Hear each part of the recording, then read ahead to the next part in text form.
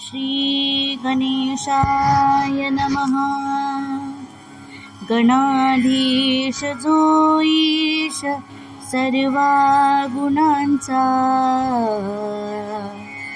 मुळारंभ आरंभ तो निर्गुणाचा। नमो शारदा मूळ चत्वार वाचा, गमू पंथानंत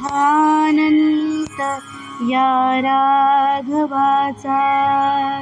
जय जय रघुवीर समर्थ।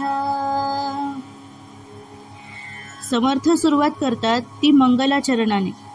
आपण कुठल्याही नवीन कार्याची सुरुवात करण्यापूर्वी इष्टदेवतांचे स्मरण करून त्यांना वंदन करून मगच शुभारंभ करतो। ही आपली संस्कृती आहे। समर्थ रामदास स्वामींनी देखील पहिल्या श्लोकात प्रथम श्री गणेशाला आणि नंतर वाणीची देवता असणाऱ्या सरस्वती हिला वंदन केले आहे। पहिल्या ओळीत सगुण गणेशाला त्यांनी सर्व गुणांचा देव असे संबोधले आहे। देव हे त्रिगुणाच्या पलीकडील म्हणजेच निर्गुण निराकार मानले जातात। दुसऱ्या ओळीत ते म्हणतात, हा गणेश म्हणजे निर्गुणाचे मूळ म्हणजेच देवाधिदेव आहे।